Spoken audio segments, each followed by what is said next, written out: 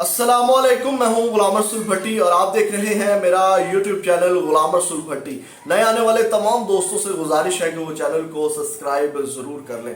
नाज़रीन किराम, इमरान खान का भारत और इसराइल के साथ क्या ताल्लुक़ है और अब जो है वो भारत के साथ इमरान खान का जो हुकूमत की जानिब से जो है वो ताल्लुक़ जोड़ा जा रहा है, रिश्ता जोड़ा जा रहा है और ख़ासकर 9 मई के वाक़यात के हवाले से जो है वो कहा जा रहा है कि इमरान खान को हमायत हासिल है भारत और इसराइल की। इसकी तफसीलात भी आपके सामने रखनी है। और दूसरी जानिब नाज़रीन किराम, जो लाहौर हाई कोर्ट से जो जिना हाउस जलाओ घिराओ केस है उसमें जो खतीजा शाह, सनम जवेद वगैरह हैं उनके लिए एक बुरी खबर है, वो भी आपके सामने रखनी है।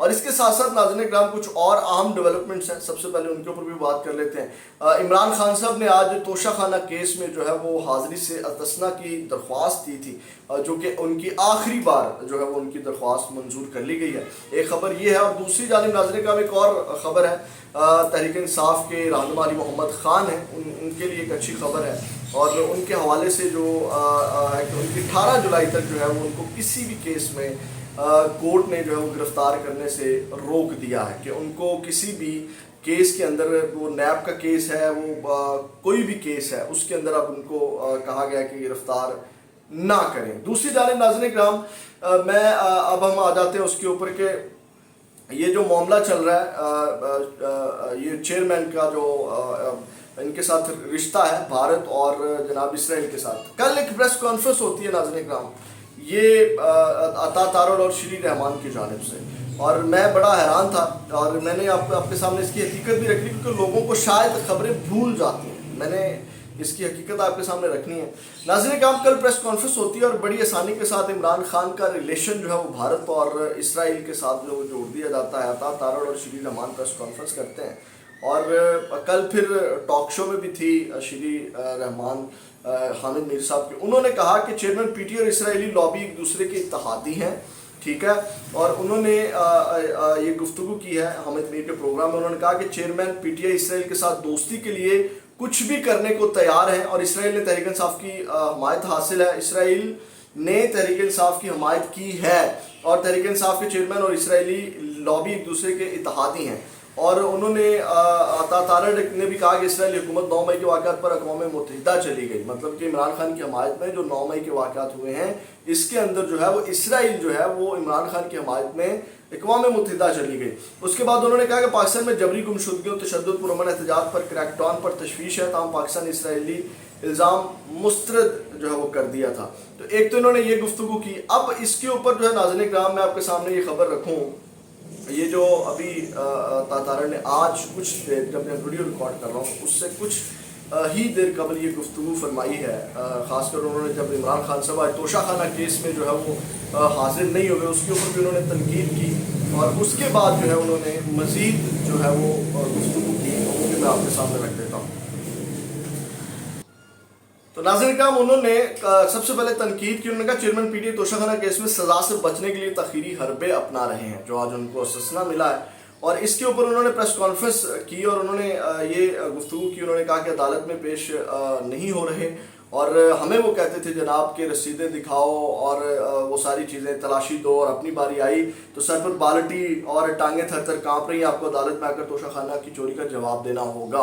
और दूसरी जानब फिर उन्होंने वही बात की जो टॉपिक हम डिस्कस कर रहे हैं कि इसराइली हुकूमत कह रही है कि 9 मई के मुजाहिरीन को रिलीफ दिया जाए और हिंदुस्तान में भी कुछ लोग कह रहे हैं कि चेयरमैन पीटीआई हमारा दोस्त है। आज तक कश्मीर में मुजालिम जारी हैं, इसराइल नहत्ते मुसलमानों पर मुजालिम ढाता है, हम इसराइल के दर्द को समझते हैं। समझ आ रही है। अब इन्होंने, हुकूमत ने कल से एक नया प्रोपेगेंडा शुरू किया है, एक नई कहानी जो है वो इमरान खान के खिलाफ दाग दी है कि जनाब इमरान खान का ताल्लुक जोड़ो आप इसराइल और भारत के साथ ताकि इमरान खान के खिलाफ नफरत पैदा हो। ये बड़ा बेतुकी मुहिम है और बड़ी बेतुकी सी ये चीज़ें हैं, मतलब ये गद्दारी के जुम्मे में भी आती हैं। तो ये एक कहने कि ये वो मौलाना फजल रहमान वाला ज़हन काम कर रहा है और इसके पीछे एक और मास्टरमाइंड भी हैं, मैं उनका नाम नहीं लूँगा। ये वाला जो मुहिम चल रही है ना, डेफिनेटली हो सकते हैं। अब मैं आपको आता हूँ हामिद मीर वाली खबर के ऊपर। हामिद मीर साहब ने खबर दी थी कि ये कौन साहब थे जो लॉबी कर रहे थे अब भारत के साथ अच्छे ताल्लुकात के लिए। मैं भी उनका नाम नहीं लूँगा, हालांकि हामिद मीर साहब ने नाम लिया हुआ, चले मैं भी ले लेता हूँ। वो जनरल बाजवा थे जो हामिद मीर साहब ने खबर थी उसके मुताबिक کہ جنرل باجوہ بھارت کے ساتھ تعلقات بنا رہے تھے کہ آپ کشمیر والا معاملہ چھوڑیں اور جناب ملاقات کرائیں، اور پھر شاہ محمود قریشی نے جا کے عمران خان کو کہا کہ آپ ان سے ملاقات نہ کریں، بڑا واویلا ہو جائے گا. اور اسرائیل کو تسلیم کرانے کے لیے بھی جو ہے وہ زور ڈالا جا رہا تھا، وہ بھی آپ کو یاد ہونا چاہیے کہ وہ کس کی جانب سے ڈالا جا رہا تھا. تو یہ بھی اب آپ نے کمنٹ باکس میں بتانا ہے. اصل حقیقت یہ ہے، یہ ایک میں کہتا ہوں کہ ایک نہایت ہی گھٹیا قسم کی جو ہے یہ مہم جو ہے عمران خان کے خلاف چلائی جا رہی ہے. تو اب بھارت کے ساتھ جو جوڑ دیا بڑی آسانی کے ساتھ، کہا کہ کل سے ایک نئی مہم شروع کر دی ہے. تو ناظرین کرام دوسری جانب جو ہے وہ جو اب آتے ہیں طیبہ راجہ والی خبر کی جانب کہ اس معاملے میں جو ان کے ساتھ ہے وہ کیا خبر ہے، اس کی کیا حقیقت ہے، کہ وہ کیسے ان کے لیے بری خبر ہے. ان کے حوالے سے طیبہ راجہ کے حوالے سے وہ میں آپ کے سامنے رکھ دیتا ہوں. ناظرین کرام آپ کو پتہ ہے جب میں نے ایک ولاگ کیا تھا اور اس میں میں نے یہ خبر دی تھی کہ اب جب یہ ہائی کورٹ پہ کیس جائے گا تو اس کے اندر جو ہے وہ ان کا کیس مزید لمبا ہو جائے گا. اور سیم وہی ہوا، اور جو میں نے آپ کو خبر دی تھی کہ اب ان کا کیس کیا ہے، ضمانتیں جو ان کا کیس چل رہا ہے اس کو غیر قانونی، مطلب ان کا جو ان کو حراست میں رکھا گیا ہے جتنے بھی دلاؤ گراؤ کیس میں ان کو طیبہ راجہ وغیرہ کو، اس کے اندر ان کو درخواستیں جو ہے وہ دی گئی تھی لاہور ہائی کورٹ میں، اور اس کے اندر جو ہے وہ درخواست خارج کر دی گئی ہے. یہ جو ہمارے جسٹس باقر نجوی صاحب ہیں ان کی جانب سے، اور انہوں نے وہ درخواست جو ہے وہ خارج کر دی ہے ان کو غیر قانونی حراست میں رکھنے کے حوالے سے. اور انہوں نے کہا کہ ان کا جو ٹرائل ہے جو ایز اٹ قانون کے مطابق ہے اس میں جو ہے وہ اس کے مطابق ہی یہ کیس چلے گا. اور ایسا نہیں ہے کہ اس کو اب ہم غیر قانونی قرار دے دیں، کیونکہ یہ جو معاملہ ہے 9 مئی والا یہ بڑا ہی ایک کہہ لیں کہ سنگین معاملہ ہے، بڑا ہی انہوں نے اس کے اوپر گفتگو کی. میں آپ کو پڑھ کے بھی سنا دیتا ہوں. انہوں نے کہا کہ 9 مئی کے واقعات میں جو بھی ملوث پایا گیا اس کی قانون کے مطابق شناخت کی گئی. بدقسمت واقعات نے چارج ہجوم کی عدم برداشت اور خطرناک جنونی کیفیت کو عیا کیا. 9 مئی کے واقعات نے سول عدالتی نظام کو بھی چیلنج کیا. اس واقعے سے پہلے عوام نے جناح ہاؤس میں ایسی توڑ پھوڑ نہیں دیکھی. اور انہوں نے کہا کہ اعلیٰ عدالت نے کہا کہ لوگوں کا غصہ سول اور فوجی قیادت پر تھا، لیکن جو اس دن ہوا وہ ناقابل وضاحت تھا. اور بہرحال ریاست نے اپنے آپ کو بچانا ہے. بلا شبہ ملزمان کے قانونی حقوق ہیں جن کا عدالتیں تحفظ کرتی ہیں.